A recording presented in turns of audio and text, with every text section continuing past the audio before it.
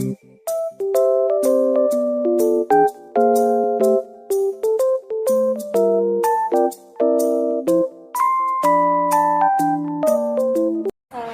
warahmatullahi wabarakatuh. Waalaikumsalam warahmatullahi wabarakatuh. Di sini kami dengan narasumber Ustazah Jurniasi Ya, beserta teman saya. Jadi kami di sini ingin menanyakan beberapa pertanyaan yang kami buat di sekolah. Yang pertama, bagaimana sikap kita ketika melihat teman yang berperilaku tidak sesuai dengan yang tidak sesuai dengan hukum Islam. Ini langsung dijawab apa? Langsung aja, boleh langsung. Ya. Assalamualaikum warahmatullahi wabarakatuh. Sebelumnya saya memperkenalkan diri dulu. Nama saya yaitu Ustazah Jurniasi, yang mana saya membantu daripada adik-adik ini untuk menjawab pertanyaan. Dari pertanyaan ini saya jawab, yaitu maksudnya kalau dari pertanyaan ini orang yang melanggar dari aturan norma agama itu berarti dia merupakan orang yang munafik. Kenapa disebut munafik? Karena dia mendustakan. Padahal dia sudah tahu sebenarnya dari permasalahan ini, sudah tahu bahwa ini dilarang, ini tidak boleh, tapi dia tetap melakukan. Berarti kan dia kurang mendalami ilmu agamanya. Nah, cara kita satu adalah yaitu dengan cara sabar, memberikan pengertian secara lemah lembut dan cara baik, menjelaskan bahwa apa-apa yang merupakan kesalahan yang dia lakukan. Tetapi kita tidak bisa memaksakan orang itu untuk baik, itu tidak bisa, tetapi kita hanya pelan-pelan merubah orang ini untuk bisa menjadi lebih baik dengan cara pendekatan, dengan cara kita memberikan nasihat-nasihat, dan kita harus mengerti posisi orang itu seperti apa, kesalahannya seperti apa, yang sampai dia melakukan pelanggaran dalam segi norma agama itu. Nah, lebih baik lagi setelah kita sudah menasehati dan kita sudah memberikan arahan secara langsung maupun secara ibaratnya menatar dia, itu kita mendoakan alangkah lebih baik. Kalau orang ini sifatnya keras, kita tidak perlu dengan cara kekerasan. Jadi dengan sabar kita doakan dia, semoga setelah kita sudah memberikan arahan dan sebagainya, Allah memberikan hidayah kepadanya untuk dia bisa berubah menjadi lebih baik lagi. Itu saja usaha kita untuk membantunya. Kiranya itu aja jawabannya yang bisa saya lakukan. Mudah-mudahan bisa membantu. Untuk pertanyaan pertama tadi, terima kasih untuk jawabannya. Yeah. Untuk pertanyaan selanjutnya akan dibacakan oleh teman saya. Pertanyaan selanjutnya, bagaimana hukumnya salat dengan saf pria sejajar dengan wanita?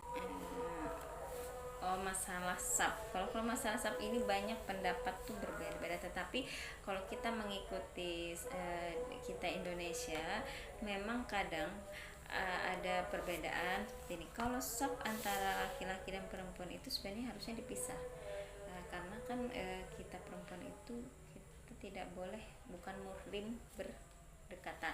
Nah, karena itu harus ada pembatas yang membedakan antara pria dan wanita. Sebenarnya boleh-boleh aja, asalkan di saat yang tidak memungkinkan tempatnya atau penuh atau gimana, itu bisa saja berdekatan. Dan itu pun tetapi ada celah yang bisa membuat batas antara pria dan wanita. Jadi alangkah baiknya dipisah.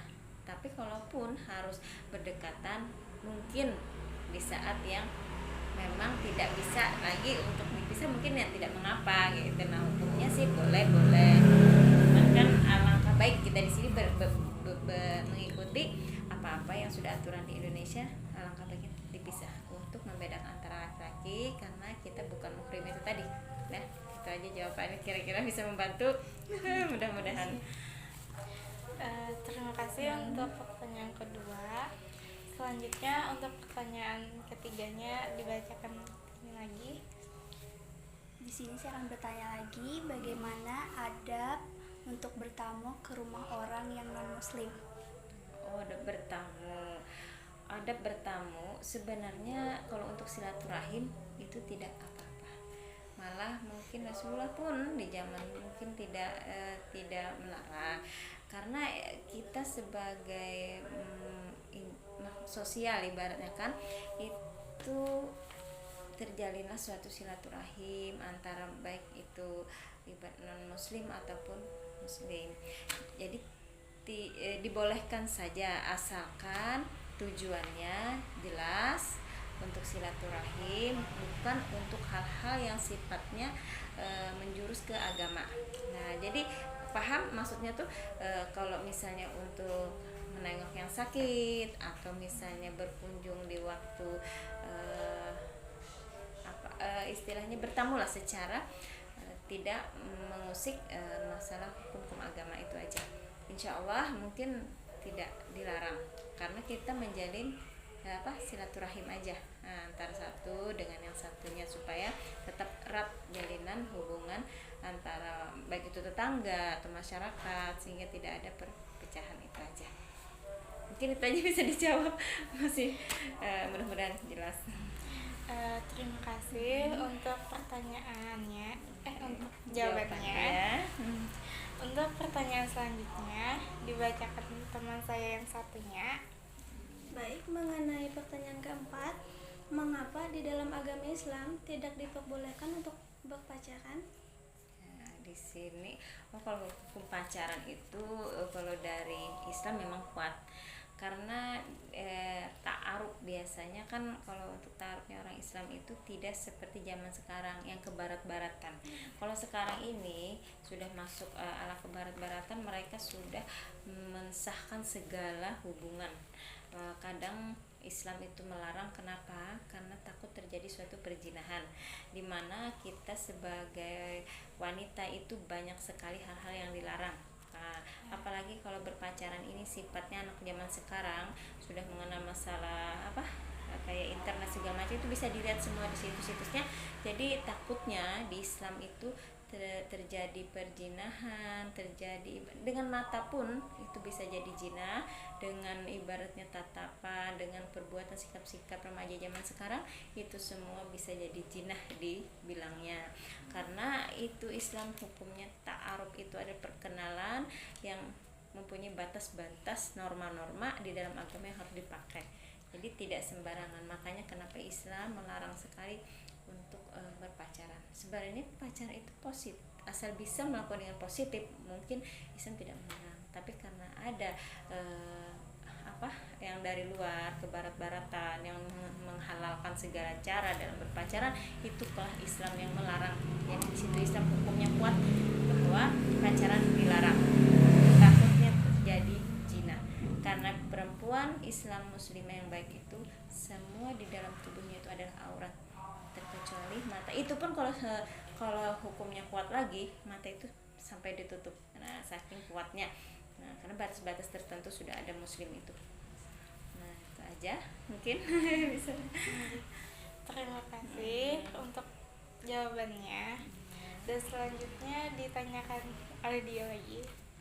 Baik, mengenai pertanyaan kelima, bagaimana proses ta'aruf yang sesuai dengan agama Islam?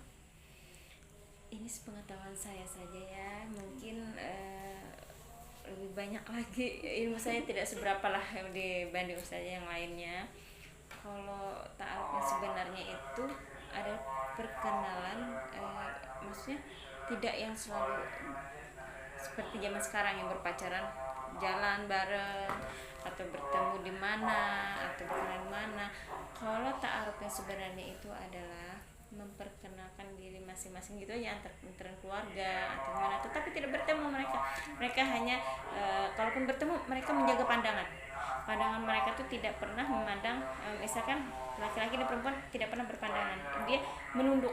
Nah, itu orang-orang yang ta'aruf itu dia tidak mau menjadikan pandangannya menjadikan syahwat, menimbulkan, karena pandangan pun akan menimbulkan syahwat atau jabat tangan pun akan menimbulkan syahwat, nafsu. Jadi itulah yang dilarang dalam agama. Jadi ta'aruf mereka itu mempunyai jarak aja, menjaga pandangan, menjaga sikap. Jadi semua yang mereka lakukan mereka jaga, walaupun mereka mempunyai kasih sayang berdua, tapi mereka menjaga itu untuk sampai ke pelaminan, mungkin seperti itu. Nah, jadi mereka kuat menjaganya, menahan nafsunya sampai ke pelaminan. Jadi tidak mau saling berdekatan. Kalaupun ada acara atau apapun, mereka lebih kepada keluarga yang menghubungkan gitu. Tapi pada intinya ya tetap baik merekanya gitu. Nah, cuman sama-sama kuat dalam segi agama ta'arufnya. Perkenalan tanpa harus berdekatan ataupun tanpa harus melakukan menimbulkan syahwat, itu aja. Karena Islam itu hanya satu, pacaran itu dibolehkan dengan cara ta'aruf tadi. Kenapa? Untuk menghilangkan syahwat, dari pandangan syahwat, dari pegangan syahwat, dari berpacaran, itu semua kan ada menimbulkan itu tadi yang berarti tidak boleh. Baca. Terima kasih atas semua jawabannya. Oh iya. Maaf lah, mungkin jawaban saya ini tidak sesempurna mungkin, tapi paling tidak cukup membantu lah buat adik-adik. Mungkin ada sedikit-sedikit gambaran yang bisa membantu dari jawaban itu tadi. Di sini ini kalau kami salah bicara, mohon maaf Tidak. atas menyinggung. Saya juga sini selaku narasumber juga minta maaf kalau sekiranya dari jawaban atau apa tidak sempurna, tetapi mudah-mudahan dari wawancara kita ini ada hikmah yang bisa diambil, dan ada ibaratnya itibar dari semua yang jawab pertanyaan itu bisa ada lah yang bisa dipetik hikmah dari apa yang ingin kalian sampaikan ke masyarakat, itu aja. Terima kasih. Terima kasih. Kiranya itu saja pertanyaan dari kami, dan terima kasih atas semua jawabannya. Salah hilap mohon dimaafkan. Wabillahi taufiq wal hidayah. Wassalamualaikum warahmatullahi wabarakatuh.